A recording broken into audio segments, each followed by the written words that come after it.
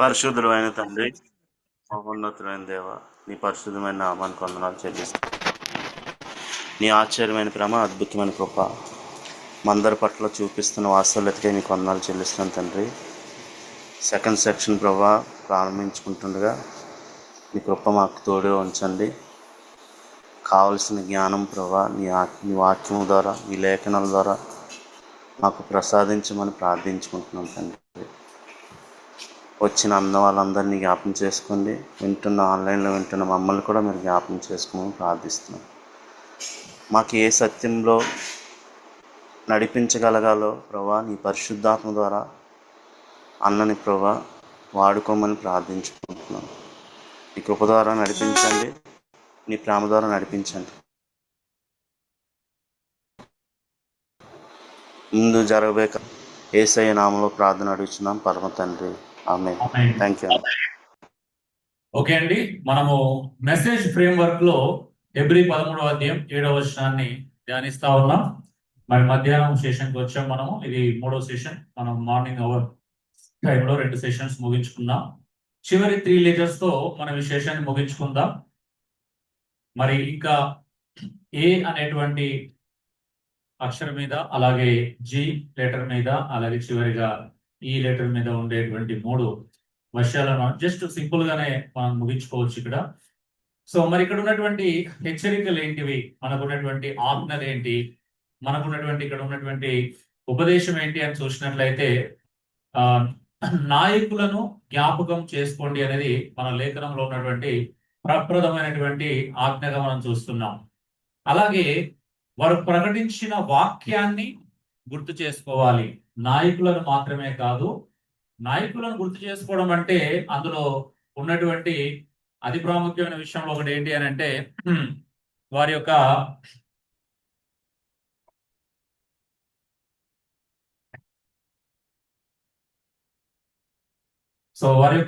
వారు బోధించినటువంటి వాక్యాన్ని గుర్తు చేసుకోవడం.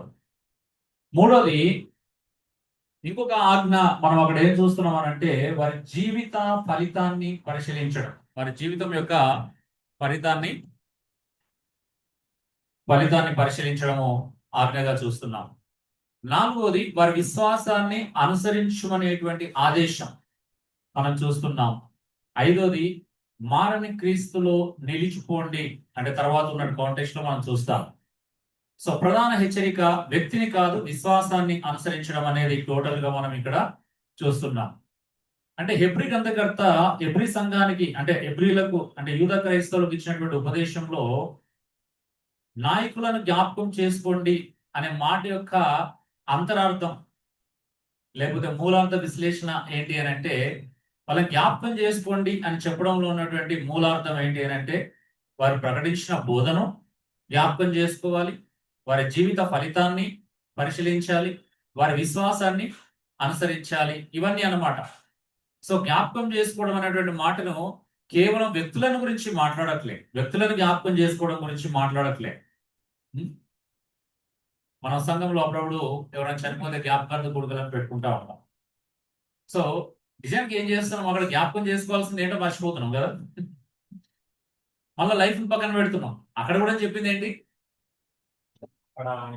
మంచిగా లైఫ్ కదా. అక్కడ కూడా చెప్పింది ఏంటిది, ఇప్పుడు నీతిమంతులను జ్ఞాపకం చేసుకోవడం అంటే మనం ఏమనుకుంటున్నాం, మనం తీసుకొచ్చినటువంటి విధానం వేరు అక్కడ, అవునా? అంటే నిజంగా ఒక చనిపోయినటువంటి వ్యక్తి యొక్క బ్రతుకును, జీవిత విధానాన్ని జ్ఞాపకం చేసుకోవాలి. సో ఇక్కడ జ్ఞాపకం చేసుకోవడం అనేది మరి నెలకు ఒకసారి, సంవత్సరానికి ఒకసారి జరిగే జ్ఞాపకం గురించి కాదు. ఇది అనుదినము క్రైస్తవ జీవితంలో మనం బలహీనపడినప్పుడు, మన విశ్వాసంలో సన్నగిలినప్పుడు, మనము శ్రమలు ఎదుర్కొంటున్నప్పుడు, మన విశ్వాసం తొట్టిల్తున్నప్పుడు, ఈ అన్ని సందర్భాలలో నాయకులు చూపించినటువంటి మాదిరికరమైన జీవితాన్ని, నాయకులు చూపించినటువంటి మాదిరికరమైన విశ్వాసాన్ని, నాయకులు చూపించినటువంటి బోధించినటువంటి వాక్యాన్ని మనం స్థిరంగా జ్ఞాపకం చేసుకోవడం గురించి మాట్లాడుతున్నాం. ఇవన్నీ ఆజ్ఞలు అండి. అక్కడ ఒకే ఒక్క మాటలో మనం దాదాపు 3 ప్రధానమైన ఆజ్ఞలు చూస్తున్నాం. టోటల్ గా 5 విధాలుగా 5 చూస్తున్నాం మనం. అంటే ఈవెన్ నాయకులను జ్ఞాపకం చేసుకోండి అనే మాటతో కలిపితే చివరిగా మనం 13:9లో క్రీస్తును కూడా మనం ఇక్కడ ఇంక్లూడ్ చేసుకోవాల్సిన అవసరం ఉంది. కాబట్టి సో చివరిగా క్రీస్తులో నిలిచిపోండి. స్థిరత్వం అనేది సో ప్రాముఖ్యంగా మనము కంప్లీట్ గా నిలబడగలిగేది క్రీస్తులోనే. కాబట్టి మనం ఫైనల్ గా మన నిజమైనటువంటి నాయకుడు, మన నిజమైనటువంటి ఆ, సర్వసంపూర్ణంగా మార్పు లేనటువంటి నాయకుడు భూమి మీద ఎవరు, ప్రపంచంలో ఎవరు ఉన్నారంటే అది క్రీస్తు అనే విషయాన్ని మనం ఇక్కడ అర్థం చేసుకోవాలి. సో 6th లెటర్కి వచ్చాం. G for godly practices. ఇప్పుడు దైవిక ఆచరణలు ఏమున్నాయి ఇక్కడ? దైవికంగా మనం వెంబడించాల్సినటువంటి ప్రాక్టీసెస్ ఏం చేయాలి అని అంటే, నెంబర్ 1, కృతజ్ఞతతో నాయకులను గౌరవించాలి.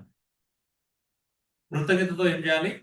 నాయకులను జ్ఞాపకం చేసుకోవడంలో కృతజ్ఞత చాలా ప్రధానమైనది. వాళ్ళకు మనకు ఒక మాదిరి వచ్చిపోయినటువంటి నాయకులు ఎవరైతే ఉన్నారో, ఒక విశ్వాసాన్ని అనుసరించిన నాయకులు ఎవరైతే ఉన్నారో, మన విశ్వాస విషయంలో ఎన్ని శ్రమలు వచ్చినా, కష్టాలు వచ్చినా, కన్నీళ్లు బాధలను తట్టుకొని నిలబడి మనకు చూపించి వారి విశ్వాసాన్ని కాపాడుకొని విశ్వాసంలో నిలబడినటువంటి ఆ వ్యక్తులను మనం జ్ఞాపకం చేసుకోవాలి. అది కృతజ్ఞత కలిగి ఉండడం అన్నమాట. 2, వాక్యాన్ని ప్రేమించే నాయకులను అనుసరించారు. ఎవరిని పడితే వాళ్ళని కాదు. ఓకే, ధనాన్ని ప్రేమించే నాయకులని, పేరును ప్రేమించే నాయకులని, అవునా, అనవసరమైన విషయాల పట్ల ఆసక్తి కలిగిన నాయకులని మనం ప్రేమించకూడదు, అంటే అనుసరించకూడదు. సరే, ప్రేమించకూడదు కాదు, చాలా అనుసరించకూడదు. వాక్యాన్ని ప్రేమించే నాయకులను మాత్రమే అనుసరించాలి. వాక్యానుసారంగా జీవించే నాయకులను అనుసరించాలి. ఇది ఒక గాడ్లీ ప్రాక్టీస్. 3వది, మీ జీవితాన్ని కూడా అనుకరణీయంగా మార్చుకోండి. అంత మాత్రమే కాదు, వాళ్ళని అనుసరించండి అంటే అర్థం ఏంటంటే మనం కూడా మన జీవితం కూడా అనుసరణీయంగా ఉండాలి, అనుకరించే విధంగా ఉండాలి. మన జీవితం కూడా మరొక వ్యక్తి ఇమిటేట్ చేసే విధంగా ఉండాలి. మన జీవితం గురించి ఒక వ్యక్తి చెప్పగలగాలి. అంటే కొన్నిసార్లు మనం ఎలా చెప్పాలి అంటే, నిజంగా మీ బోధ కంటే మీ బ్రతుకు యొక్క ఇన్ఫ్లుయెన్స్ మా మీద ఎక్కువ అని చెప్పగలిగే విధంగా ఉండాలి. అంత మాత్రమే కాదు, దీని ద్వారా మనం నేర్చుకునే గాడ్లీ ప్రాక్టీస్ ఏంటి అంటే, మీ కుటుంబంలో ఆత్మీయ నాయకుడిగా ఉండండి. నాయకుడిగా మారడం అంటే ఎక్కడ స్టార్ట్ అవుతుంది? అది సంఘంలో, సమాజంలో కాదు. ఫస్ట్ నువ్వు నీ కుటుంబంలో, నీ భార్య పిల్లల దగ్గర, ఓకే, అక్కడ ఒక మంచి ఆత్మీయ నాయకుడిగా. నువ్వు ఆత్మీయ నాయకుడు కాకుండా నీ పిల్లల్ని, నీ కుటుంబాన్ని ఆత్మీయంగా వర్ధిల్లింపజేయాలనే ప్రయత్నము చేయకు. నేను కొంతమంది చెప్తా ఉంటారు, నేను చెప్తూ ఉంటాను, వాళ్ళు బైబిల్ చదువుకోరన్నా, ప్రార్థన చేసుకోరు, నాకంటే వీలు కాదు, నేను పని మీద వెళ్తా ఉంటాను, ఇంట్లో చెప్తుంటాను కానీ అస్సలు వినరు. నా పరిస్థితి మీకు తెలిసిన, నేను పొద్దున్న లేదని ఎట్లిపోతాను, నాకు వీలు కాదు. కానీ వాళ్ళనే చేసుకోవచ్చు కదా, మాదిరి అనేది.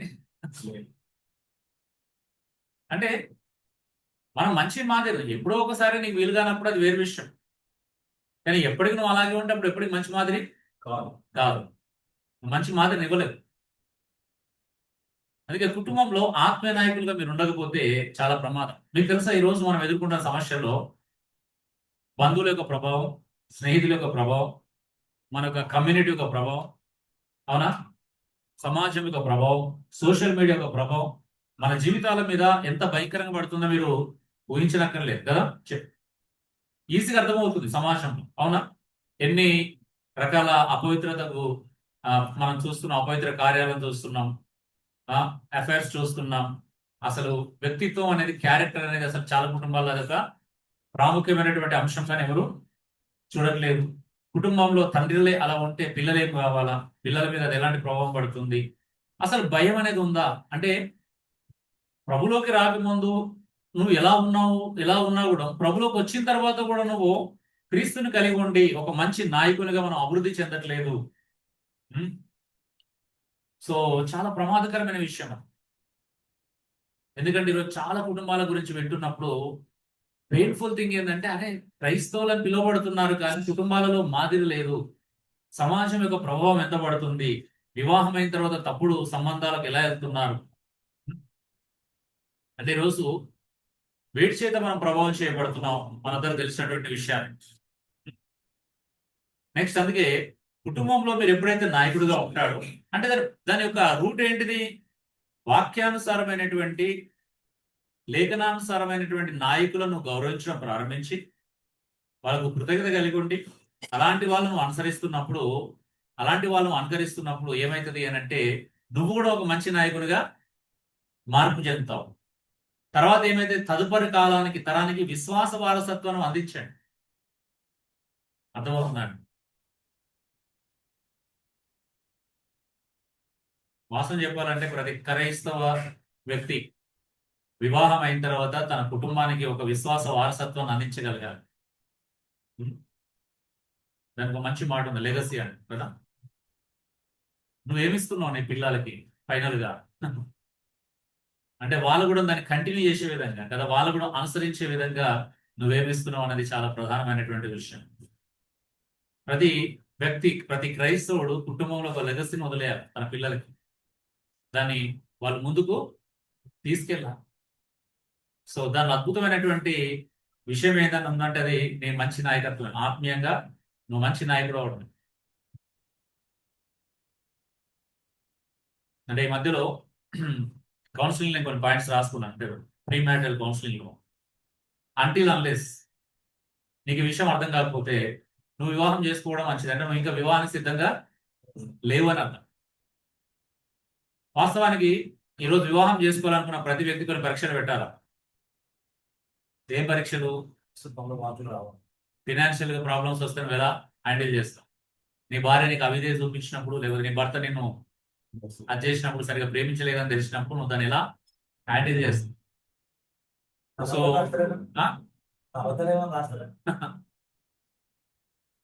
రాసినప్పుడు ప్రాక్టికల్ గా వర్కౌట్ కాదు.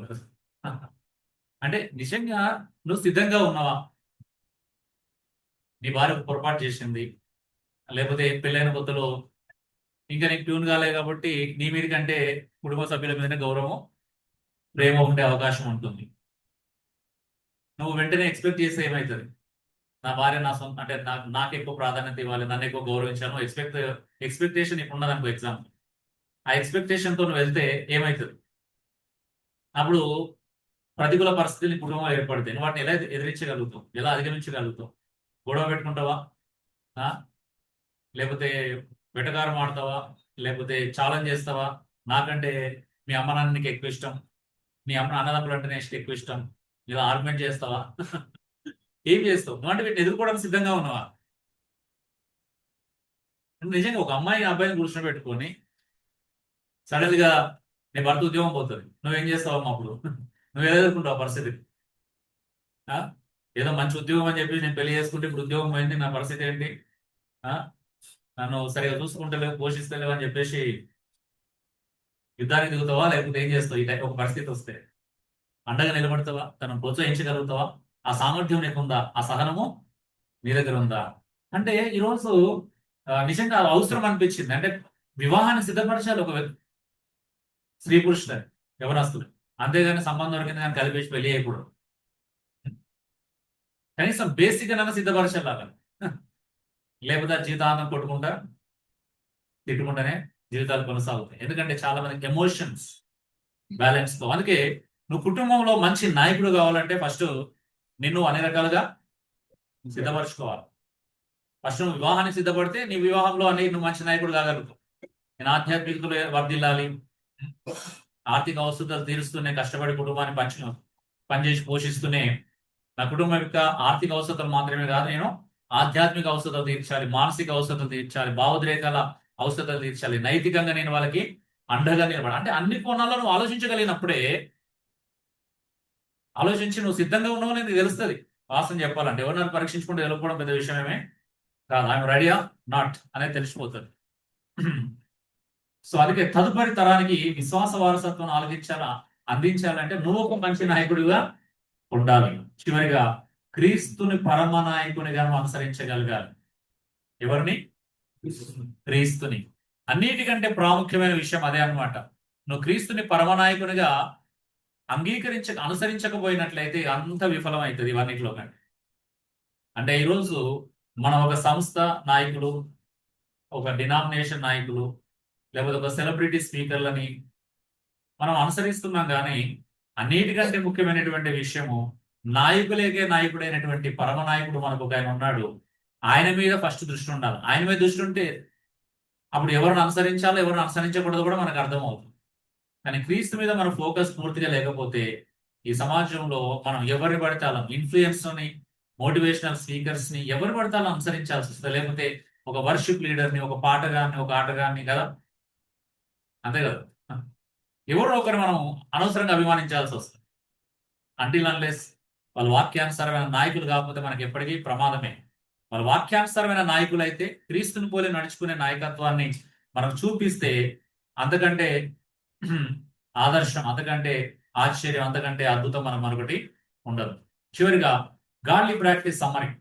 దేవుని వాక్యాన్ని ప్రేమించండి, మంచి నాయకులను మాత్రమే అనుసరించండి, మంచి నాయకులుగా ఎదగండి, విశ్వాసాన్ని కాపాడుకోండి, విశ్వాసంలో జీవించండి, ఫైనల్గా క్రీస్తుని మహిమపరచండి. ఇదంతా ఈ వాక్యం ద్వారా నేర్చుకునే గాడ్లీ ప్రాక్టీస్ అంటే దైవికమైనటువంటి ఆచరణలు అన్నమాట. దైవికమైన ఆచరణలు. నువ్వు నిజంగా అప్పుడు ఒక గాడ్లీ మ్యాన్ గా మారుతావు, నువ్వు గాడ్లీ పర్సన్ గా మారుతావు. మన గురించి క్రైస్తవుడు ఎక్కడున్నా కూడా ఎవరన్నా ఏదైనా చెప్పుకుంటే ఏమని చెప్పుకోవాలి తెలుసా? మంచి దైవ భక్తి కలిగిన వ్యక్తి అనే రావాలి సాక్ష్యం. ఆమెన్. నువ్వు ఎన్ని నేర్చుకున్నా, ఎంత అడిగినా కూడా మనకు ఒక సాక్ష్యం రావాలి. ఆయన మంచి దైవభక్తి కలిగిన వ్యక్తి, దేవుడు అంటే భయభక్తులు కలిగినటువంటి వ్యక్తి అని చెప్పుకోగలగాలి. ఒక యోబు గురించి మాట్లాడినప్పుడు ఎలాంటి సాక్ష్యం కలిగి ఉన్నాడు? సో కొంతమంది భక్తుల గురించి మనకు కొత్త నిబంధనల కొర్నేలు గురించి ఒక సాక్ష్యం వింటాం. అంటే మన గురించి ఒక సాక్ష్యం నిలబడాలి. అంటే ఈయన చాలా దైవభక్తి కలిగినటువంటి వ్యక్తి అండి, దేవునికి భయపడే వ్యక్తి, తప్పులు చేయడు, అనవసరమైనటువంటి వాగ్వివాదాలు పెట్టుకోడు, అనవసరమైనటువంటి గొడవలకు దిగడు, అనవసరమైన విషయాలు తలదూర్చడు. సో తన జీవితం ద్వారా దేవుని పట్ల తనకున్న భక్తిని, భయాన్ని కనబరుస్తాడు అనేది ఉండాలి. డబ్బుల విషయంలో నమ్మకంగా ఉంటాడు, అన్నిట్లో నమ్మకంగా ఉంటాడు, మాటిస్తే తప్పడు. అంటే అది ఆ క్యారెక్టర్ డెవలప్ కావాలి, మంచి నాయకులుగా మారాలి. కేవలం బోధ దగ్గర మాత్రమే కాదు, మన బ్రతుకులు అనువారు అది కనబడాలా, మన నిర్ణయాల్లో, మన ఆలోచనలో, మన ప్రవర్తనలో మన బ్రతుకును చూపించగలగాలి. అప్పుడే సరైనటువంటి ఆచరణ చేస్తున్నట్టు. సో ఈ వాక్యం నుంచి వెళ్ళి మనం తీసుకున్నటువంటి చివరి గాడ్లీ ప్రాక్టీసెస్ అన్నమాట. చివరి పాయింట్ మన దగ్గరికి వచ్చేసినాం. 7th one మెసేజ్ లో చివరి లెటర్, ఈ for essence and exhortation. So సారాంశం మరియు ఒక హెచ్చరిక, లేకపోతే నీ చివరి సందేశం, ప్రధాన సందేశం.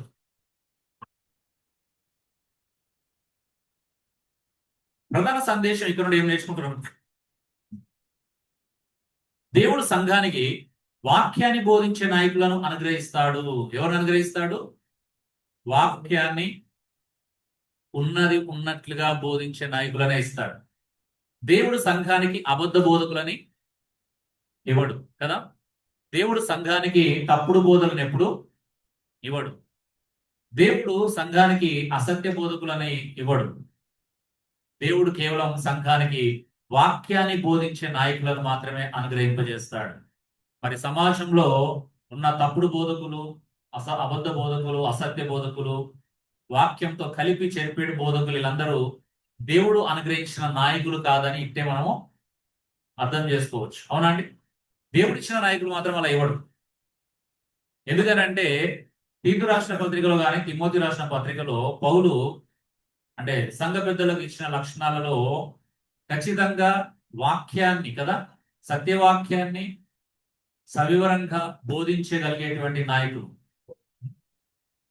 ఏమంటాడంటే ఉపదేశాన్ని అనుసరించి గట్టిగా పట్టుకోవాలంటాడు. నమ్మదగిన బోధన మాత్రమే బోధించే నాయకులను ఇస్తాడు. అంటే అలాంటి వారిని ఎన్నుకోమన్నప్పుడు దాని అర్థం ఏంటిది?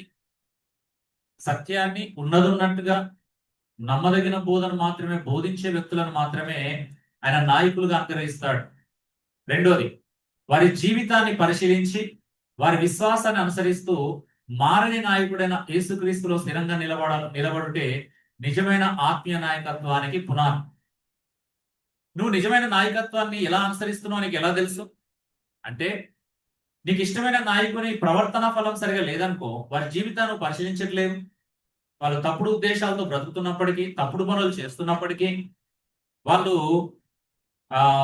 వివాహానికి అవతల తప్పుడు సంబంధాలు కలిగి ఉన్నప్పటికీ, దేవుని వాక్యం కంటే డబ్బును ఆశించినప్పటికీ, యేసుక్రీస్తును గణపరిచే చోట వాళ్ళను గణపరుచుకుంటున్నప్పటికీ, పాత నిబంధన భక్తుల యొక్క తప్పులని వాళ్ళ తప్పులకు సమర్థించుకోవడానికి వాడుకుంటున్నట్లయితే, అవునా కదా, ఇవన్నీ మనం పరిశీలించాల్సిన అవసరం ఉంది. వాక్యాలను కొంతమంది వక్రీకరిస్తున్నారు, కొంతమంది తప్పుడు జీవితాలు జీవిస్తున్నట్టుగా మనం చూస్తా ఉన్నాం. ఒక ఆయన ఒక పేతురు అంటాడు, నేను వెంబడిస్తే నాకు ఏమొస్తాయి అని అంటే, ఇహమంది హింసలు ఉంటాయి, నువ్వు నా కోసం దేన్నైతే పోగొడతావు 100 రెట్లు పొందుతావు, పరలోక మందు నీకు నిత్య జీవం దొరుకుతుంది అని చెప్పాడు. ఇహమందు నీకు అన్ని దొరుకుతాయి అంటే ఆయన పరలోక మంది ఏమైనా నిత్య సుఖం దొరుకుతుందని వర్ణించాడు ఒక ఆయన. పరలోక మంది నీకు నిత్య సుఖాలు ఇస్తాడు, నిత్య సుఖాలు. చూడండి పదశాలం కూడా ఎలా ఉంది, నిత్య సుఖం. సుఖం అనే పదానికి మళ్ళీ ఎక్కడికి తీసుకెళ్ళడం మనందరూ తెలుసు, అవునా? లైంగికతగా ఆపాదించడం. సో ఇది నిజంగా ఇటువైపు వెళ్తున్నాం. కొంతమంది నాయకులు ఎంత ప్రభావితం చూపిస్తున్నారు, తప్పుడు పనులు చేస్తూ కూడా, తప్పుడు బోధలు చేస్తూ కూడా, జీవితంలో తప్పుడు విషయాలను సమర్థించుకుంటూ కూడా, ఇంకా సొసైటీ మీద వాళ్ళ ప్రభావం ఉంది అంటే అది మంచి విషయమో కాదు, అవునా? రీసెంట్ కూడా ఒక ఆయన బయటపడ్డాడు, ఆయన కూడా సమర్థించుకుంటూనే ఉన్నాడు ఎఫైర్స్. అంటే ఎఫైర్స్ ను తప్పును బైబిల్లో ఒప్పుకోమంటే సమర్థించుకోమని ఎప్పుడు చెప్పదు, అవునా? అతిక్రమములు నిజంగా దాచిపెట్టొచ్చా? ఒప్పుకొని విడిచిపెడితేనే కనికరం పొందుతాడని సెలవిస్తుంది. దావీదును ఉదాహరణ తీసుకునే వాళ్ళు, దావీదు మరి ఎంత పశ్చాత్తాపడ్డాడు, అవునా? అదెందుకు తీసుకోవట్లేదు, విచిత్రం అనిపిస్తుంది. 51 కీర్తన రాసి పబ్లిక్ గా తన పాపాన్ని ఒప్పుకున్న దావీదు మరి ఎందుకు నువ్వు చేసిన తప్పును పబ్లిక్ ఎందుకు ఒప్పుకోవట్లేదు, నేను తప్పు చేశానని? అయ్యో నేను పాపం చేశానని ఎందుకు నువ్వు కన్నీళ్లు కార్చట్లేదు, ఎందుకు చింతించట్లేదు, ఎందుకు వ్యాకులత చెందట్లేదు? విచిత్రం కదా. అంటే వీళ్ళ యొక్క జ్ఞానాన్ని, వీళ్ళ యొక్క మేధస్సుని, వీళ్ళ యొక్క ఏమంటారు వాక్చాతుర్యాన్ని వీళ్ళకి అనుకూలంగా మలుచుకుంటున్నారు. నిజమా కదండి? ఓకే, నువ్వు తప్పు చేయకపోతే సైలెంట్ ఉండు, దేవుడు నిందను దూరం చేసి అంటారు. నువ్వు తప్పు చేస్తే ఏం చేయాలా? పబ్లిక్ గా ఒప్పుకోవాలి. సో ఇది అన్నమాట. అందుకే ఎషన్స్ అండ్ ఎగ్జార్టేషన్ లో దీని ప్రధానమైనటువంటి సారాంశం లేదా సందేశం ఏంటిదంటే, దేవుడు సంఘానికి వాక్యాన్ని బోధించే నాయకులు అనుగ్రహిస్తాడు. అంత మాత్రమే కాదు, వారి జీవితాన్ని పరిశీలించి వారి విశ్వాసాన్ని అనుసరించాలి.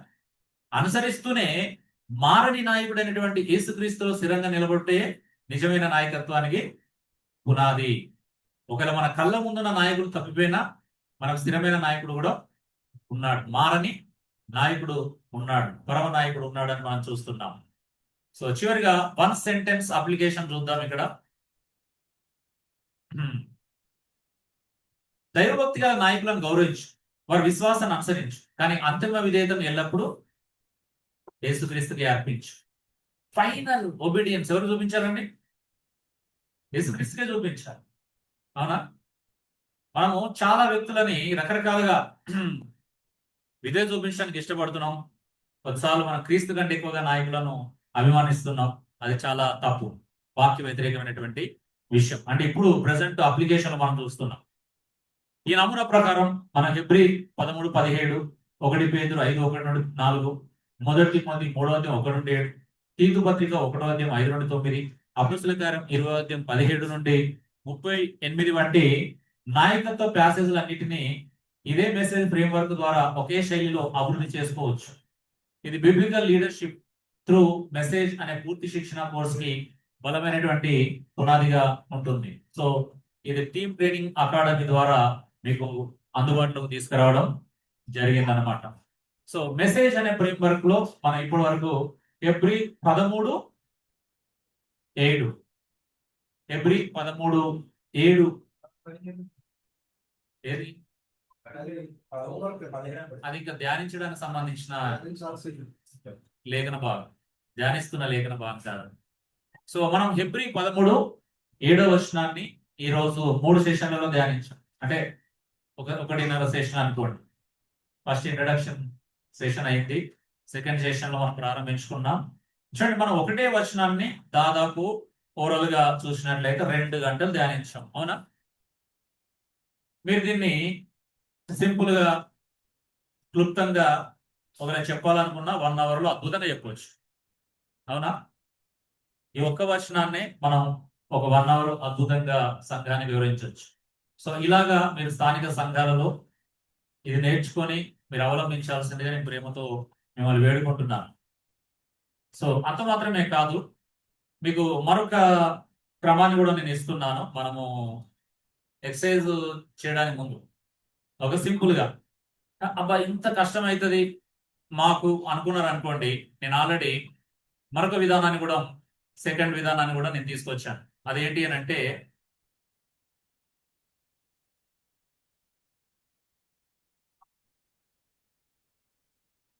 ఒక సింపుల్ సెంటెన్స్ లో మనం చూసి ముగించుకుందాం దీన్ని.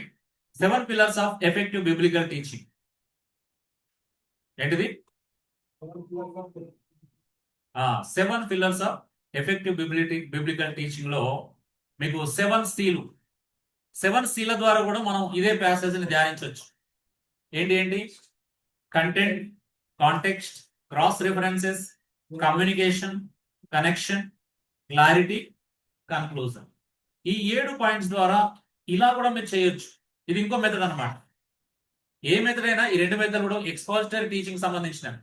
ఓకే, రెండు నేను తీసుకొచ్చిన ఈ మెథడ్స్ యొక్క ఉద్దేశము, రెండింటి యొక్క ఉద్దేశం కూడా ఎక్స్పోజిటరీ టీచింగ్ చేయడమే. ఏది పడితే అది చేయకూడదు, ఉన్నదే మాట్లాడాలి అని. సో కాబట్టి ఈ 7 సీలను మీరు ఫాలో అయ్యారు అనుకోండి, 7 సి పిల్లర్స్ అన్నమాట.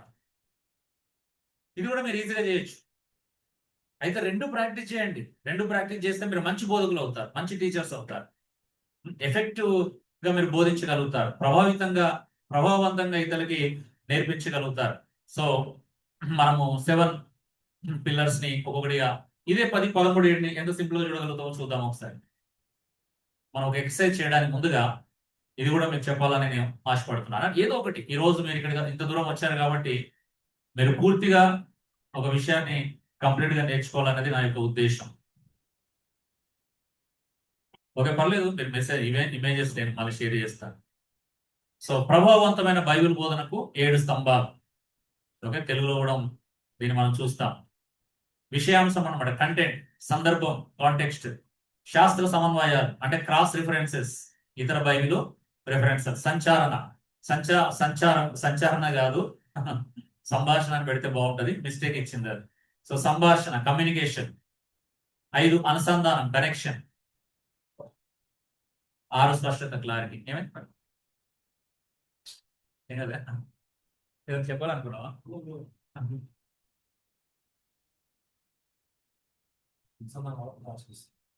చివరిగా ముగింపు, కన్క్లూజన్. సో ఈ 7 విషయాలను మీరు ధ్యానపూర్వకంగా, అంటే మీరు దృష్టి పెట్టుకొని నేర్చుకున్నారు అనుకోండి.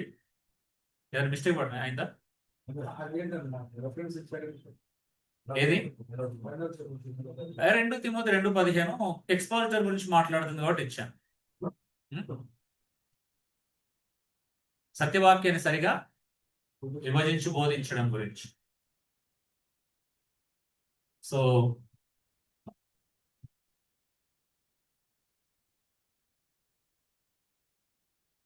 ఇప్పుడు Hebrew 13:7 ఈ 7 pillars of effective biblical teaching లో చూద్దాం.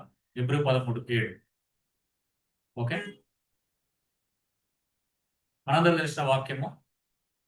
మీరు దేవుని వాక్యమును బోధించి మీకు నాయకులుగా ఉన్నవారిని జ్ఞాపకం చేసుకొని వారి ప్రవర్తన ఫలమును శ్రద్ధగా తలంచుకొని వారి విశ్వాసాన్ని అనుసరించుకునేది వాక్యం. అయితే నేను దీన్ని స్టార్ట్ చేసిన సింపుల్ గా, మీకు దేవుని వాక్యం బోధించిన నాయకులను జ్ఞాపకం చేసుకొని వారి ప్రవర్తనను ముగింపు అంటే అర్థం ఎందుకు ఆ మాట వాడామంటే, వారి ప్రవర్తన ముగింపును గమనించి వారి విశ్వాసాన్ని అనుసరించాలి.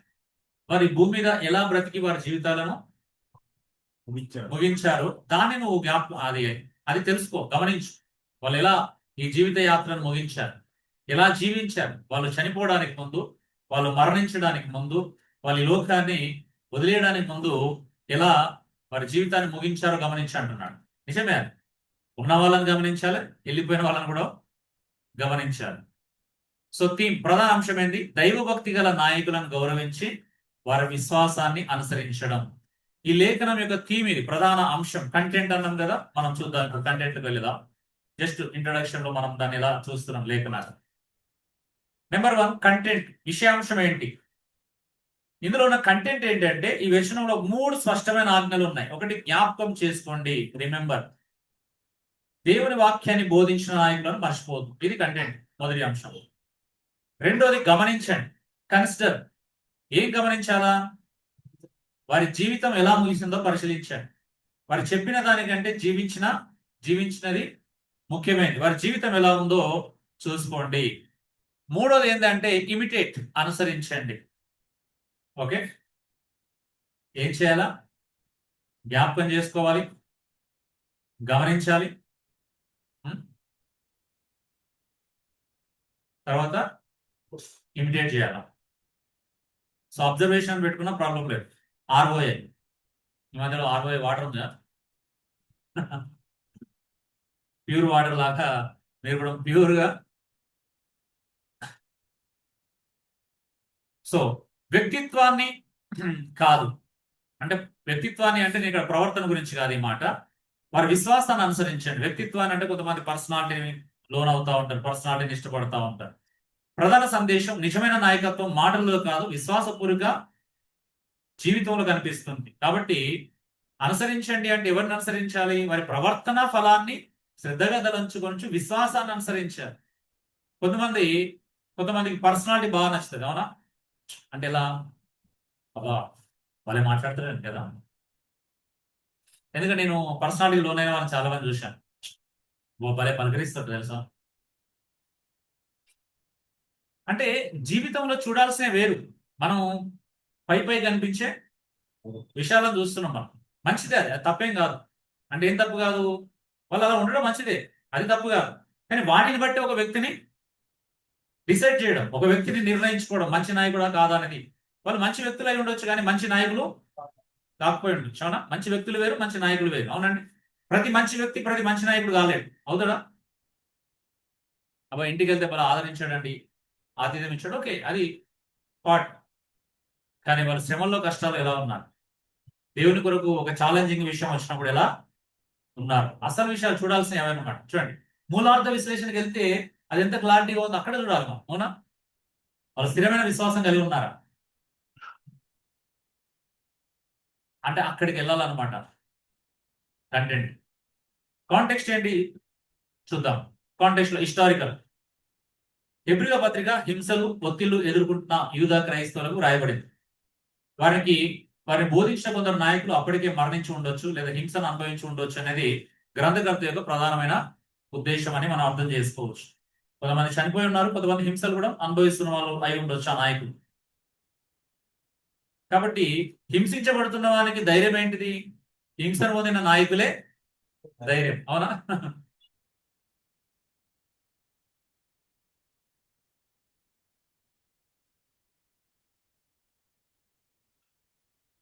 సో మీరు కాంటెక్స్ట్ వచ్చినప్పుడు మీరు అన్ని తీసుకోవచ్చు. మళ్ళీ ఇక్కడ ఆథర్ కాంటెక్స్ట్ చెప్పవచ్చు, అవునా? అంటే ఆథర్ యొక్క సందర్భం, అంటే ఏ సందర్భంలో ఆథర్ రాశాడు అది చూడండి. ఓకే, సో ఇక్కడ లిటరరీ కాంటెక్స్ట్ ఉంది. ఏంటిది? హెబ్రీ పత్రిక 11వ అధ్యాయం విశ్వాస వీరుల జాబితాని ఇచ్చాడు మనకి, అవునా? విశ్వాసుల వీరుల జాబితా అంతా ఇచ్చాడు. వాళ్ళు ఎలా నిలబడ్డారు విశ్వాసంతో, ఎలా చివరికి వచ్చినప్పుడు ఏమంటాడు అంటే వాళ్ళు విశ్వాసం ద్వారా ఏం చేశారంట? సింహంలా మ్రౌలను మోయించారు, రాజ్యములను కూల్చారు. ఇవన్నీ చెప్పుకుంటూ వచ్చి అద్భుతమైన విషయం ఏంటి అని అంటే 12వ అధ్యాయంకి వచ్చినప్పుడు విశ్వాసం కర్తయు దాన్ని కొనసాగించేవాడైన యేసు మీద లక్ష్యం ఉంచుడి. ఎంత బాగుంది చూడండి. అంటే లిటరరీ కాంటెక్స్ట్ ఏంది? ఫైనల్ గా దృష్టి ఎక్కడ పెట్టాలండి? ఫైనల్ గా యేసు క్రీస్తు మీద. అంటే ఇంతమంది సజీవ సాక్షుల సమూహం కదా మనకుంది తోడుగా. ఎంత క్లియర్ చెప్తాడు కదా, ఇంతమంది సమూహం ఉంది మనకు, వీళ్ళని చూడండి అంటున్నాడు. నీ విశ్వాసంలో నువ్వు బలహీన పడిపోయిన పరిస్థితి వస్తే వీళ్ళందరినీ చూడు, ఇంతమంది ఉన్నారు బైబిల్లో. పెద్ద లిస్ట్ అది, అవునా? హేబేలు మొదలుకొని స్టార్ట్ అయిన లిస్ట్. మొట్టమొదటి మానవుల పిల్లలైనటువంటి హేబేలుతో స్టార్ట్ అయింది లిస్ట్. చాలా మంది చూసినాం అందులో లోతు ఉన్నాడు, నోవా ఉన్నాడు, అబ్రహాం ఉన్నాడు, మోషే ఉన్నాడు. ఎంతో మంది వ్యక్తులను అక్కడ ఉదాహరించేసి వాళ్ళు ఎలా నిర్ణయాలు తీసుకున్నారు, దేని బట్టి నిర్ణయాలు తీసుకున్నారు చూడండి. వాళ్ళందరినీ చూసారంట. మనం కూడా యేసుపై దృష్టి ఉంచి ఆ నిర్ణయాలను తీసుకొని విశ్వాసాన్ని అనుసరించగలగాలి. సో ఇది లిటరల్ కాంటెక్స్ట్. అందుకే హెబ్రీ 13 సంఘ జీవితము నాయకుల పట్ల వైఖరిని చూపిస్తున్నాడు అనమాట. సంఘంలో ఎలా ఉండాలి, నాయకులను పట్ల వైఖరిని మనం ఎలా కలిగి ఉండాలి, నాయకుల యొక్క ప్రాధాన్యత ఏంటి, విశ్వాసంలో మనం బలహీన పడిపోకుండా వారి యొక్క అవసరం ఏంటనేది కూడా మనం ఇక్కడ చూస్తున్నాం. Theological context. దేవుడు సంఘానికి నాయకులను వరంగా ఇచ్చాడు. ఇది థియోలాజికల్ సత్యం అనమాట. దీన్ని తృణీకరించడానికి లేదు. నాకు నాయకులు అవసరం లేదు, మెంటర్ అవసరం లేదు, లేకపోతే నాకు ఆధ్యాత్మిక నేను ఎవరికి జవాబుదారితనంగా ఉండను అని ఎవరన్నా అనుకుంటున్నట్లయితే పొరపాటే, మంచి లక్షణం కాదు అది. సో అలా అని చెప్పేసి దేవుడు నాయకులు ఇచ్చాడని చెప్పేసి ఎవరు పెడతాలను నాయకులందరినీ ఆరాధించమని కాదు. దాని అర్థం ఏంటి అని అంటే, మీకు ముందు నడిచి ఒక నిర్దేశత్వం చూపిస్తూ ఇలా జీవించమని వాక్యానుసారంగా ఎవరైతే చూపిస్తున్నారో వాళ్ళని అనుసరించమని, వారి విశ్వాసాన్ని అనుసరించమని దాని అర్థం. Okay, simple. ఇప్పుడు ఈ వచనానికి సంబంధించిన క్రాస్ రిఫరెన్సెస్ లేఖనానుసారమైనటువంటి ఉదాహరణలు చూడండి. 1 కొరింథీ 11:1 నీ క్రీస్తును అనుసరించినట్లు మీరు నన్ను అనుసరించండి అన్నాడు. పౌలు తనను కాదు, క్రీస్తును ప్రతిబింబించే విశ్వాసాన్ని అనుసరించమంటున్నాడు. అవునా? 1 తెస్సలోనికై 5:12-13 మీకు పైన నాయకులుగా ఉండి వాక్యాన్ని బోధించే వారిని గౌరవించమంటున్నాడు. అవునా? ఇక్కడ గౌరవించమన్నాడు, అక్కడ గౌరవించమంటున్నాడు. 1 తిమోతి 4:12 విశ్వాసులకు ఆదర్శంగా ఉండమని పౌలు తిమోతికి రాశాడు, మాదిరికరంగా ఉండమన్నాడు. 1 పేతురు 5:2-3 మందపై అధికారులు కాదు మాదిరిగా ఉండమని పేతురు కూడా తన తోటి సంఘ పెద్దలను హెచ్చరించడం మనం చూస్తా ఉన్నాం. చూడండి ఎన్ని ఉదాహరణలు, ఇవన్నీ చూడండి. అంటే క్రాస్ రిఫరెన్స్ అంటే ఏది పడితే అది ఇవ్వడం కాదు. అర్థమవుతుందా? చూడండి, ఇప్పుడు ఇచ్చిన క్రాస్ రిఫరెన్స్ అన్ని రిలేటెడ్ ఉన్నాయా, వేరుగా ఉన్నాయా? సో అది ఫిలిప్పీ 3:17 నా మాదిరిని అనుసరించే వారిని గురిపెట్టి చూడమన్నాడు పౌలు. అంటే నేను క్రీస్తుని ఎలా నడుచుకుంటున్నానో అలాగే క్రీస్తును పోలి నడుచుకున్న వారిని మీరు గురిపెట్టి చూడమని చెప్తున్నాడు. సో చూడండి, క్రాస్ రిఫరెన్స్ ఇస్తే ఇలా ఇవ్వాలన్నమాట. మనం సంబంధంలో రిఫరెన్స్ దగ్గరికి వెళ్ళొద్దు. ఓకే, బైబిల్ కాన్కార్డెన్స్ మీరు చదవండి, కానీ అక్కడ ఇచ్చిన రిఫరెన్స్ అన్ని అక్కడున్న సందర్భానికి సూట్ అయితే లేదో చెక్ చేసుకోండి, క్రాస్ చెక్ చేసుకోండి. సూట్ కాకపోతే అది చెప్పకండి దయచేసి. కొంతమంది అక్కడ లేకపోయినా అవన్నీ చదువుతూ ఉంటాం, అసలు దానికి వీటికి సంబంధమే ఉండదు. ఎందుకంటే ఆ రిఫరెన్స్లలో ఎక్కువ శాతము కాంటెక్చువల్ రిఫరెన్సెస్ కంటే పదాలకు ఇచ్చే రిఫరెన్సెస్ ఎక్కువ ఉంటాయి. అవునా? కాబట్టి ప్రతి పదానికి సంబంధించిన పదం ఇక్కడ కాంటెక్చువల్ గా తీసుకోకూడదు, సెట్ అవ్వదు. అందుకే మీరు పరిశీలించాలి అవి ఎంతవరకు అక్కడ క్రాస్ రిఫరెన్స్ గా సెట్ అవుతాయి అని. అవునా? ఇప్పుడు పౌలు కానీ ఎవరైనా పాత నిబంధన విషయాలు కొన్ని క్రోడీకరించారంటే అలా అవసరం అయితేనే సూట్ అవుతూనే పెట్టారు. సూట్ గానే పెట్టారు పెట్టలేదు, ఏ సందర్భంలో కూడా పెట్టలేదు వాళ్ళు. సో అలాగే నువ్వు ఒక కంటెంట్ తీసుకొని మాట్లాడుతున్నప్పుడు నీ క్రాస్ రిఫరెన్సెస్ అన్ని సరిగా ఉన్నాయో చెక్ చేసుకో. నేను ఈ పొరపాట్లు ఎక్కువ చూస్తున్నాను. కొంతమంది క్రాస్ రిఫరెన్స్ విరివిగా వాడేస్తారు. ఎన్ని వాడతారంటే 10-20 చెప్తారు, కానీ దానికి ఒక్కటి కూడా ఇక్కడ మ్యాచ్ అవ్వదు. నీవు లేకపోతే వదిలే, ఒకటి ఉంటే ఒకటే చెప్పు, రెండు ఉంటే రెండే చెప్పు. ఖచ్చితంగా ప్రతి సందేశానికి ఒకటో రెండో ఉంటాయి. ఓకే, అంటే ఆ రిలేటెడ్ ఖచ్చితంగా నీకు సందేశాన్ని ఇవ్వడానికి ఖచ్చితంగా క్రాస్ రిఫరెన్సెస్ ఉంటాయి. ఎంత అవసరమో అంతే తీసుకో. కమ్యూనికేషన్, సో సంభాషణ, సంచలనం అని తప్పుపడింది, కమ్యూనికేషన్ సంభాషణ. ప్రారంభ ప్రశ్న, మనం నాయకులను ఎందుకు గౌరవించాలి? వారి పదవి కోసమా లేక వారి జీవితమా? సో జీవితం, ప్రాపర్ కమ్యూనికేషన్ ఉండాలి మనకు నాయకుల విషయం. అవునా? ఎందుకు గౌరవించాలని. ఈరోజు చాలా మందికి ఆ కమ్యూనికేషన్ లేదు. బైబిల్ పట్టుకున్న వాళ్ళందరూ మన వాళ్ళే, సెలబ్రిటీ స్పీకర్లు అందరూ గొప్ప వాళ్ళే. ఇది రైట్ కమ్యూనికేషన్ కాదు. అవునా? అలా అనుకోవడం. గొప్పగా వాడబడుతున్న వాళ్ళు అనుకున్న వాళ్ళు అందరూ గొప్ప వాళ్ళే. అరే వాళ్ళు వాడబడుతున్నారంటే ఎలా తెలిసి నీకు వాడబడుతున్నారు? వాళ్ళు వాడబడడం అంటే ఏంటిది నీ దృష్టిలో? దేవుడు వాడుకుంటున్నారా, వాళ్ళే వాడుకుంటున్నారా, లేదా మనుషులు వాడుకుంటున్నారా? ఎవరు వాడుకుంటున్నారో కూడా మీరు గమనించాలి కదా, ప్రశ్నించుకోవాలి. ప్రాపర్ కమ్యూనికేషన్ ఉండాలి నాయకుల విషయంలో. ఇల్లుస్ట్రేషన్, పిల్లలు తల్లిదండ్రులు చెప్పింది కంటే చేసింది ఎక్కువగా అనుసరిస్తారు. అవునండి? ఏ పిల్లలైనా తల్లిదండ్రులు చెప్పింది ఏరు, తల్లిదండ్రులు ఏం చేస్తే అదే చేస్తారు. అలాగే విశ్వాసులు నాయకుల బోధ కంటే వారి జీవితాన్ని ఎక్కువగా గమనిస్తారు. వాళ్ళు ఏం చేస్తే వీళ్ళు అదే చేస్తారు. అవునా? వాళ్ళ పేరు కోరుకుంటే వీళ్ళ పేరు కోసం ప్రాకులాడతారు. వాళ్ళ గంట కోరుకుంటే వీళ్ళు గంటనే కోరుకుంటారు. వాళ్ళు డబ్బు వెనకాల పడితే వీళ్ళు కూడా డబ్బే కావాలనిపిస్తుంది. అవునా? నిజమే కదా? సో కాబట్టి ఇమిటేషన్ అనేది చాలా ఇంపార్టెంట్. ఎంపసిస్ ఏంటిది? జ్ఞాపకం. గమనించండి, జ్ఞాపకం చేసుకోండి, గమనించండి, అనుసరించండి. ఈ 3 పదాలలో ప్రత్యేకంగా మనం నొక్కి చెప్పాలి. ఇక్కడ ఎంపసైజ్ చేయాల్సిన విషయం ఏంది అంటే ఇది కమ్యూనికేషన్ లో బాగా నొప్పి చెప్పాల్సిన విషయాలు. తప్పుడు కమ్యూనికేషన్ ఇవ్వకూడదు ప్రజలకి. ఇది తప్పించి వేరే వాడి మీదకి మళ్లించకూడదు. మన నాయకులను జ్ఞాపకం చేసుకోండి, వారి ప్రవర్తన ఫలాన్ని గమనించండి, వారు విశ్వాసాన్ని అనుసరించండి. ఈ 3 ఇక్కడ మనం గట్టిగా నొక్కి చెప్పాల్సినటువంటి మాటలు అన్నమాట. చివరిగా 5వది కనెక్షన్. క్షమించాలా, చివరిగా పదం వాడినందుకు. కనెక్షన్, అనుసంధానం. నాయకులకు మీ జీవితము బోధన బలపరుస్తుందా? నాయకులకు మీ జీవితం బోధన బలపరుస్తుందా అంటే నాయకులకు ఏం చేయాలంటే వాళ్ళు అనుకోవాలి, వాళ్ళు గమనించుకోవాలి, కనెక్షన్, అనుసంధానం చేసుకోవాలి. నేను బోధిస్తున్నాను కానీ నా జీవితం ఇది బోధను బలపరుస్తుందా అనేది గమనించుకోవాలి. విశ్వాసులు ఏం చేయాలా? వీళ్ళు ఏం గమనించుకోవాలంటే మీరు సోషల్ మీడియా ప్రభావితులు అనుకరిస్తున్నారా లేక దేవుని మనుషులను అనుసరిస్తున్నారా? అర్థమవుతుంది. అంటే ఈరోజు చాలా మంది విశ్వాసులు సోషల్ మీడియా ప్రభావానికి లోనవుతున్నారు. సోషల్ మీడియాలో ఎవరు కొద్దిగా గంభీరంగా అనిపిస్తే, ఎవరు కొంచెం గొప్పగా అనిపిస్తే, అఫ్ కోర్స్ మిగతా వాళ్ళు తప్పుడు బోధకులను, తప్పుడు ఉద్దేశాలను, వ్యక్తులను అనుసరించిన మనలాంటి సత్యం తెలుసుకున్న వాళ్ళు కూడా సోషల్ మీడియా మీద ప్రభావం లేదని చెప్పడానికి ఎలాంటి అవకాశమో ఆస్కారం లేదు. మనలో ఉన్న వాళ్ళు కూడా కొంతమంది సోషల్ మీడియా ప్రభావానికి లోనవుతున్నారు. సోషల్ మీడియాలలో, టీవీలలో, టీవీ ఛానల్లో కనిపించే వారికి తెలియకుండానే లోనైపోతున్నారు. అది మంచి విషయం కాదు. చెప్పండి, యువతకు, సంఘంలో ఉన్నటువంటి యవనస్తులకు ఏంటి మీ రోల్ మోడల్ ఎవరు? కమ్యూనికేషన్ చేసుకోండి. మీరు ఎవరిని అది చేస్తున్నారు? సెలబ్రిటీయా, ఇన్ఫ్లుయెన్సరా, లేక క్రీస్తుని పోలిన నాయకుడా? చూడండి, ఈరోజు చాలా మంది సెలబ్రిటీలనే అనుసరిస్తున్నారు. మీరు సోషల్ మీడియా అంతా చూస్తే మీరు కనెక్షన్ ఎవరితో పెట్టుకుంటున్నారు? యాక్చువల్లీ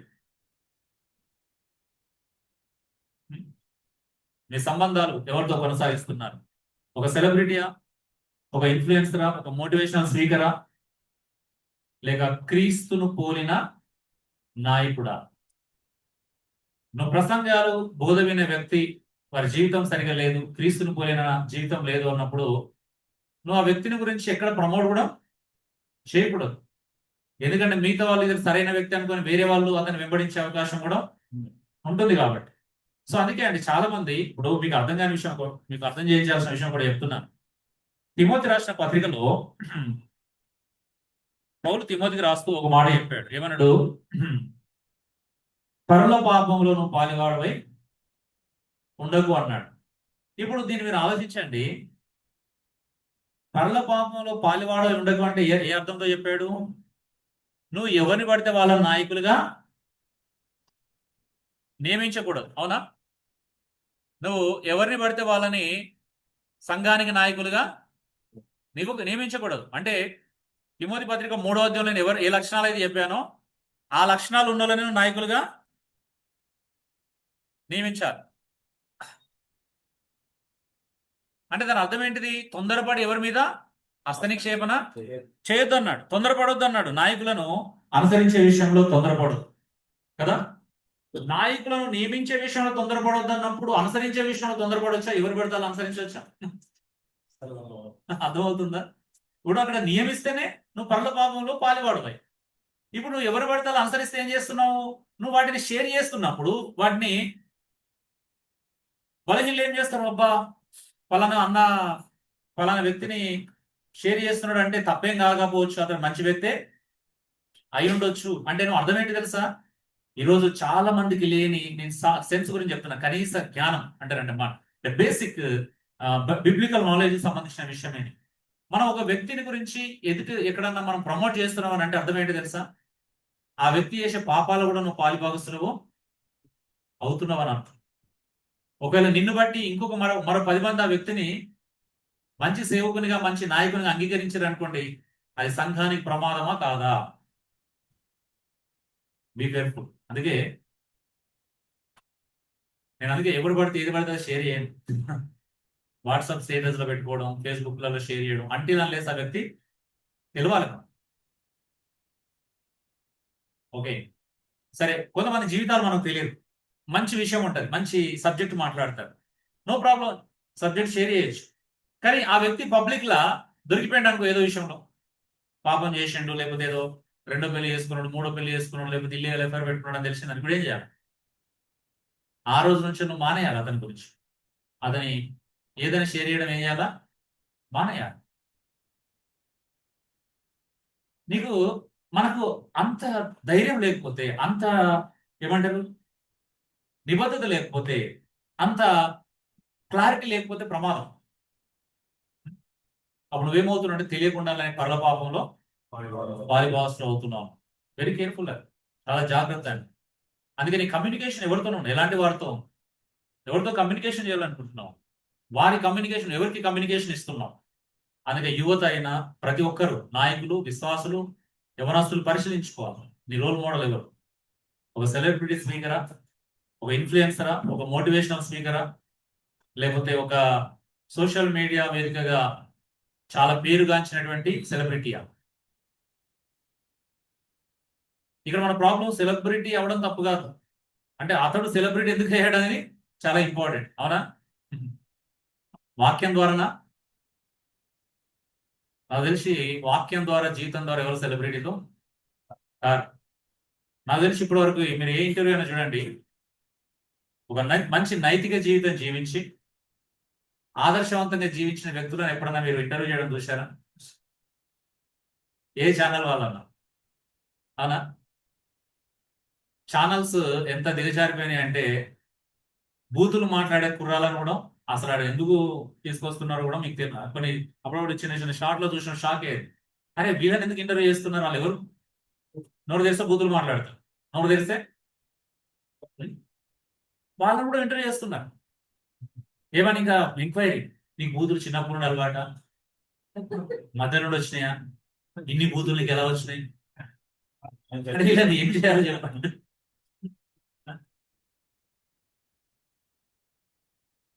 ఒకవైపు బయటి ఛానల్ వాళ్ళు క్రైస్తవులను ఇంటర్వ్యూ పిలుస్తున్నారంటే తప్పది. అవునా? మన వాళ్ళు వెళ్ళడం తప్పు, వాళ్ళు పిలవడం తప్పు కాదు కదా. అవునా? అసలు అది మనకు సంబంధం లేని జోన్. ఆడికెళ్ళి వాళ్ళు అడిగే ప్రశ్నలకు అడ్డదిడ్డంగా జవాబు చెప్పేసి మొత్తానికి అయితే ఏదో ఒక్కొక్కరు ఒక రకంగా చెప్తున్నారు. అవునా? మన అందరు బైబిల్ ఫాలోయిస్టర్ అయితే ఒకరే రకంగా ఎందుకు చెప్పలా? ఒక ఆయన తినొచ్చు అంటాడు, ఒక ప్రశ్న అడిగితే ఒక ఆయన తినకూడదు అంటాడు. ఒక ఆయన అంటాడు ఇప్పుడే నా దగ్గర తీసుకురా, నేను చూపిస్తా అంటాడు.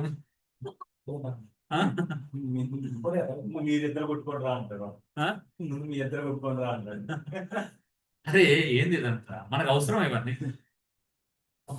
బైబిల్లో క్లారిటీ ఉంది, ఆ క్లారిటీ మనం అనుసరిస్తే సరిపోతుంది. అవసరం అంటే మనం ఎవరిని అనుసరిస్తున్నాం? ఓకే, మేబీ వాళ్ళలో కొంతమంది మంచి బోధ చేసి ఉండొచ్చు. బోధ కూడా సరిపోతుందా అనుసరించడానికి? బ్రతక అవసరం లేదా? ఇగ్నోర్ చేయొచ్చా లైఫ్ని? Clarity, remember. సో ఇందులో ఉన్న క్లారిటీ ఏంటంటే రిమెంబర్, జ్ఞాపకం చేసుకోవడం. జ్ఞాపకం అంటే కేవలం గుర్తుంచుకోవడం కాదు, కృతజ్ఞతతో గుర్తు చేసుకోవడం. జ్ఞాపకం చేసుకోవడం అంటే మర్చిపోయి గుర్తు చేసుకోవడం కాదు, కృతజ్ఞతతో. రెండోది ఆల్రెడీ చెప్పాం, కన్సిడర్, లోతుగా పరిశీలించడం. వారి జీవితం, సహనం, విశ్వాసం ఇవన్నీ చూడాలి. వారు ఎలా ముగించారు జీవిత యాత్రను, చివరి క్షణం వరకు నమ్మకంగా ఉన్నారా లేదా కూడా చూడాలి. ముగింపు వరకు చూడమంటున్న అర్థం ఏంటి? చివరి వరకు నమ్మకంగా ఉన్నారా లేదా కూడా చూడాలి. అవునా? మధ్యలో నమ్మకంగా ఉండొచ్చు, కానీ చివరిలో నమ్మకత్వం కోల్పోతే అంటే కొంతమంది క్రైస్తవులకి కామన్ సెన్స్ ఉండదు అని ఎందుకు అనిపిస్తాను, తప్పుగా అనుకోదని మాట వాడేందుకు క్షమించాలా. మనకు కొంచెం ఆర్గ్యుమెంట్ లేదు. ఎలా చేస్తున్నారంటే ఫాలోవర్స్, అన్న మీరు ఎందుకు అంత సీరియస్ తీసుకుంటున్నారు? ఆ పిల్లోడు క్వార్టర్లీ ఎగ్జామ్స్ లో బాగా మార్కులు వచ్చినాయి, హాఫ్ ఇయర్ లో వచ్చినాయి, ప్రీ ఫైనల్ వచ్చినాయి. ఇక ఫైనల్ ఫెయిల్ అయితే ఇక నువ్వు ఫెయిల్ అయినట్టు రాస్తావా? ఎంత తప్ప. మీరు ముందు ఎందుకు కన్సిడర్ చేయట్లేదు? ఎప్పుడు చూసినా ఆ ఫెయిల్ అయిన సర్టిఫికేట్, నువ్వు 10th ఫెయిల్ అయిన వచ్చింది కదా, దాన్ని చూస్తున్నావు. చూసినావా? నీకు పార్షాలిటీ ఉంది, నువ్వు ముందు చూడట్లే. ఏం చూస్తున్నావు నువ్వు? ఫెయిల్ అయిన రిజల్టే చూస్తున్నావు. మరి ఆయన ప్రీ ఫైనల్ వరకు అన్ని మార్కులు తెచ్చుకున్నాడు అనేది చూడట్లేదు అని అడుగుతున్నారు. అంటే ఇంతకుముందు నువ్వు ఎలా జీవించినా, ఒకవేళ మంచి జీవితం జీవిస్తే ఇప్పుడు పాపం చేయమన్నదా అని అర్థం? ఈ పాపం చేసినందుకు అది అంటే ఆ మంచి జీవితం ద్వారా ఈ పాపం చెల్లించబడుతుందా? చెల్లిపోతుందా? చెల్లుబాటు అవుతుందా? నువ్వు ఇన్ని రోజుల వరకు బాగున్నావు, ఇప్పుడు సడన్గా పాపం చేసినావు, చెల్లుబాటు అవుతుందా దీని ద్వారా? అంటే ముందున్న మంచి జీవితం పాపాన్ని చెల్లుబాటు చేస్తుందా? అలా అయిపోయారు అనమాట. ఈ దురాభిమాన పాపములు వడ్డోలు ఏం చేస్తారంటే ఇలా సమర్థిస్తుంటున్నారు అనమాట. అనా మీరు ఇవన్నీ మర్చిపోండి. ఇప్పుడు ఎందుకు చూస్తున్నారు? ఆ ముందు చూడండి అంటున్నా. కానీ దేవుడు ఏది చూస్తాడండి? మీరే చెప్పండి. చివరి చూస్తాడా, ముందు చూస్తాడా?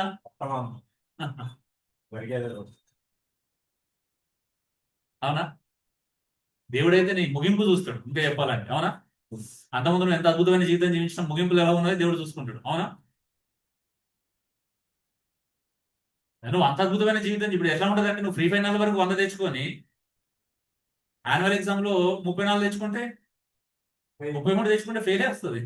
ఫెయిల్ అయినట్టు, అక్కడ పాస్ అయినట్టు ఎలా అవుతుంది? జీవితం కూడా అంతే అండి. పౌలు ఏమన్నాడు? నా విశ్వాసాన్ని కాపాడుకున్నాను, నా పరుగును కడముట్టించున్నాను. చివరి వరకు అండి. నాయకులను చూడాల్సింది మధ్యలో బాగున్నారు కదా, ఇంకా తర్వాత ఎలా ఉంటే మనకెందుకు? స్టార్టింగ్ లో బాగున్నారు కదా, ఇప్పుడు ఎలా ఉంటే మనకెందుకు? ఇవన్నీ సమర్థించే మాటలండి. ఇవి వాక్యానుసారమైన జ్ఞాన సంబంధమైన మాటలు కాదు. ఇవి లౌకిక జ్ఞానం. ఇది వాక్యానుసారమైన జ్ఞానమా, దైవిక జ్ఞానమా, లౌకిక జ్ఞానమా? కొంతమంది బ్రాడ్ అంటే మనం మంచిని మాత్రమే తీసుకోవాలండి, చెడును తీసుకోవద్దు. సరే, మంచినే తీసుకో, చెడుని తీసుకోవద్దు, కానీ వాళ్ళ గురించి మంచిగా ప్రచారం చేయకు దయచేసి. అది సమస్య మనకి. నీకు ఆ కెపాసిటీ ఉంటే నువ్వు మాత్రమే తీసుకో మంచిగా. నువ్వు ఇదిలో చెప్పకు అతని దగ్గర మంచి తీసుకోమని, అతను వాళ్ళని ప్రమోషన్ చేయద్దు అలాంటి వాళ్ళని. అర్థమవుతుందా? ఓకే, నీకు ఆ వరకు ఆ జ్ఞానం ఉంటే, ఆ సెన్స్ ఉంటే పర్లేదు, కానీ నీకున్న సెన్స్ అందరికి ఉండాలిగా. నేను మంచిని మాత్రమే తీసుకుంటా అంటే నేర్చుకో, అతని ద్వారా ఏమైనా బోధ దొరికితే నేర్చుకున్నా, ఓకే, వదిలేసి అంతవరకు. కానీ నీ కళ్ళ ముందు అంతకంటే మంచి బోధకులు, అంతకంటే మంచి ఆయన సెలబ్రిటీలు అయితే ఉండకపోవచ్చు. నువ్వు అనుసరించే వ్యక్తులు అంత సెలబ్రిటీలు అయితే కాకపోవచ్చు. ఒకవేళ నీకు సెలబ్రిటీ అంటే ఇష్టం అంటే పర్లేదు. లేదు నాకు సెలబ్రిటీ అంటే ఎంత చిన్న సంఘమైనా, ఎంత తక్కువ ఫాలోవర్స్ ఉన్నా, ఎంత తక్కువ మంది అతను మెసేజ్లు విన్నా, కొద్దిమంది అయినా అక్కడక్కడ ఉన్నారు కదా అడపడ గడప, ఆ వ్యక్తులే చాలు మనకు అనుకుంటే పర్లేదు. అలాంటి వ్యక్తులు ఒకవేళ మీకు పరిచయం లేరంటే నేను పరిచయం చేపిస్తాను. మన టీం, మన సర్కిల్లో కొంతమంది అలాంటి అద్భుతమైన వ్యక్తులు ఉన్నారు. ఇప్పటి వరకు రేపు వాళ్ళు ఏమన్నా అయితే వాళ్ళని అనుసరించి వాళ్ళ దగ్గరికి వెళ్ళొద్దని నేనే చెప్తాను. మళ్ళీ ఒక నీ తప్పు చేసిన నా దగ్గర రావద్దని చెప్తాను. అర్థమవుతుందా? అయిపోయింది నా పని, నా దగ్గర రావద్దని నేను కూడా చెప్తాను. కానీ అలాంటి రోజు రాకూడదని ప్రార్థన చేసుకుంటూ బ్రతుకుతున్నాం. అలా మా ప్రార్థనలు అదొక భాగం. అలాంటి రోజే కానీ వస్తే దానికంటే ఒక్కరోజు ముందు తీసుకెళ్ళమని ప్రభుని అడుగుతున్నాం. తెలియదు మనిషి ఎలాంటి వాడు, ఎప్పుడు ఏమవుతాడో తెలియదు. ఎందుకంటే నేను నన్ను నమ్ముకోవట్లేదు, ప్రభు మీద ఆధారపడి బ్రతుకుతున్నాం. చివరికి అదే ఆధారపడి బ్రతుకుతా నేర్చుకోవాలి. కానీ ఒక ప్రాబ్లం ఎప్పుడు ఏర్పడుతుంది అంటే, ఒకవేళ ఆధారపడడం మానేస్తే సమస్యలు ఖచ్చితంగా వస్తాయి. అక్కడ మనం విరవీగడానికి, గర్వించడానికి లేదు. బైబిల్లో చెప్పినట్టుగా తను నిల్చున్నాను అనుకున్న ప్రతివాడు తను పడకుండా జాగ్రత్తగా చూసి, పడిపోయిన వాళ్ళు కూడా నాయకులుగా భావిస్తేనే తప్పు. పడిపోయిన వాళ్ళు కూడా అనుసరిస్తేనే తప్పు. ఇమిటేట్, అంద అనుకరణ కాదు ఇది, గుడ్డిగా వెంబడించడం కాదు. వారి విశ్వాసాన్ని మాత్రమే అనుసరించాలి. So outcome of the conduct, వారి జీవితం ఎలా ముగిసింది? చివరికి వరకు క్రీస్తులో నమ్మకంగా ఉన్నారా? క్రీస్తులో నమ్మకంగా నిలిచారా?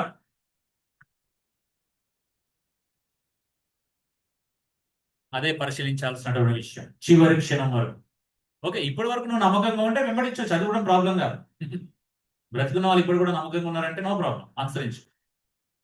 కానీ వాళ్ళు తప్పు చేసిరని తెలిస్తే ఆగిపో. ఒకవేళ అది అపనింద అని తెలిస్తే పరిశీలించు, అది నిజంగా నిజమా అబద్ధం అని పరిశీలించు. ఒకవేళ అది అబద్ధం అయితే నిజమా నిరూపించు. అవునా, నీకు అంత అనిపిస్తే అవునా.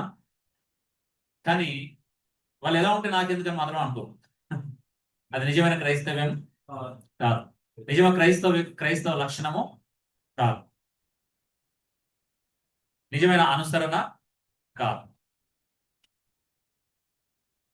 చివరిగా కన్క్లూజన్, ముగింపు, సమ్మరీ. ఈ వచనం మనకు 3 ఆజ్ఞలు ఇస్తుంది. ఆరంభంలో చెప్పినట్టుగా రిమెంబర్, నాయకులను జ్ఞాపకం చేసుకోండి. కన్సిడర్ ఆర్ అబ్జర్వ్, వారి జీవితాన్ని గమనించండి, పరిశీలించండి, లేకపోతే ఎగ్జామిన్ చేయండి. చివరిగా ఇమిటేట్, వారి విశ్వాసాన్ని అనుసరించండి. అప్లికేషన్, మన జీవితంలో ఈ ప్రశ్నలను అడుగుదాం. నాకు దేవుని వాక్యాన్ని బోధించిన వారి పట్ల కృతజ్ఞత ఉందా? First thing. అంటే అందరు కాదు, సత్యవాక్యాన్ని బోధించిన వారి పట్ల మనకు కృతజ్ఞత ఉందా?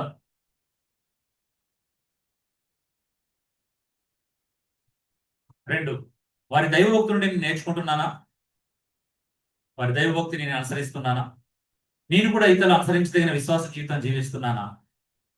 ఈ 3 ప్రశ్నలు వేసుకోండి ఎప్పుడు కానీ, ఎవరైనా. నేను నాకు సత్యవాక్యం బోధిస్తున్న వారి పట్ల నాకు నిజంగా కృతజ్ఞత ఉందా?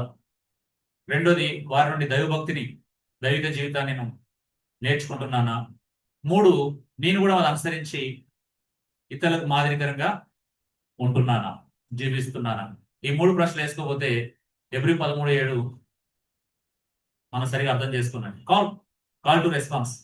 దేవుని వాక్యాన్ని బోధించిన నమ్మకమైన నాయకులను గౌరవిద్దాం. వారి వ్యక్తిత్వాన్ని కాదు, క్రీస్తు కేంద్రిత విశ్వాసాన్ని అనుసరిద్దాం.